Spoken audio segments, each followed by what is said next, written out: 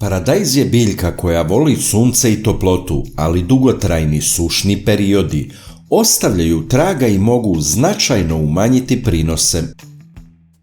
Za razliku od krastavca, paradajz ima veći koren, otpornije i bolje podnosi sušu, ali posljedice suše mogu biti nešto sitniji plodovi i lošije zametanje novih plodova paradajza. Pogledajte samo ove cvetove koji izgledaju kao da su spaljeni. Redovno berite plodove paradajza koji sazrevaju i tako ćete dati podsticaj formiranju novih cvetova i plodova. Berem paradajz tako što prvo okrećem plod na peteljci i potom ga je lakše otkinuti. Uklanjajte donje listove biljaka, one koje su počele da menjaju boju, da hrana ne odlazi uzalud tamo gde ne treba.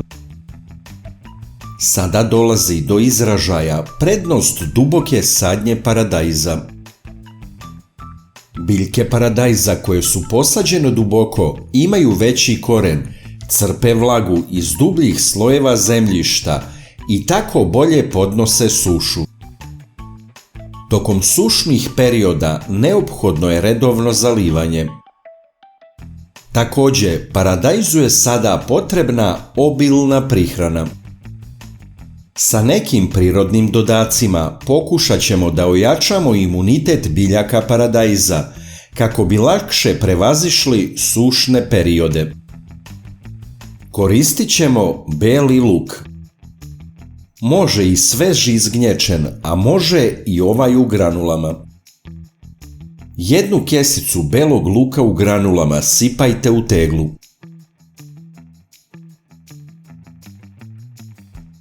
Zatim sipajte vodu i dobro izmešajte.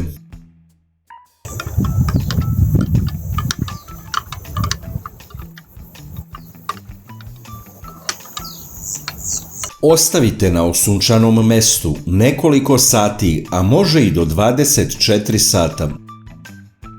Za to vreme će važni sastojci iz belog luka preći u vodu. Osjetit će se karakterističan miris. Beli luk je poznat kao najbolji prirodni antibiotik i imunostimulans. U drugoj posudi u vodu sipam kesicu suvog kvasca.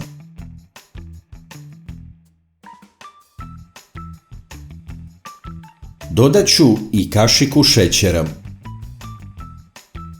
Dobro promešajte i ostavite na toplom mestu da se kvasac i šećer rastope.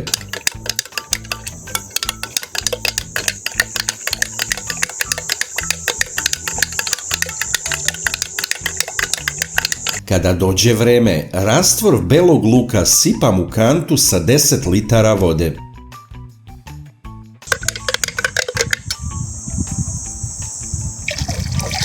Zatim dodajem i rastvor kvasca i šećera u vodu.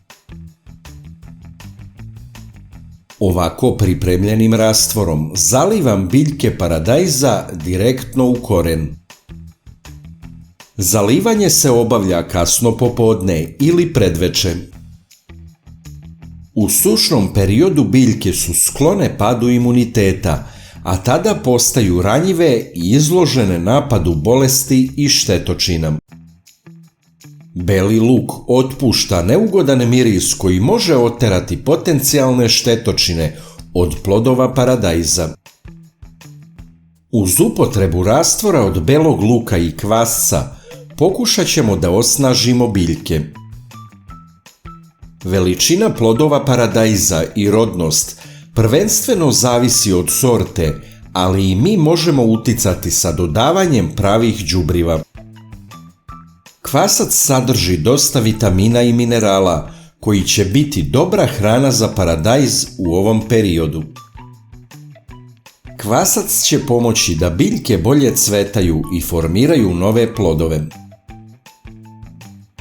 Kvasac je jeftino đubrivo koje se lako priprema. Poboljšava imunitet biljaka paradajza, ali i kvalitet zemljišta. ubrzava razvoj plodova i utiče na povećanje prinosa. Najlakši način da podržite naš rad je da lajkujete video. Kliknete na dugme prati, zatim na zvonce i na kraju potvrdite zvonce. Ovo za nas znači mnogo. Hvala vam na podršci.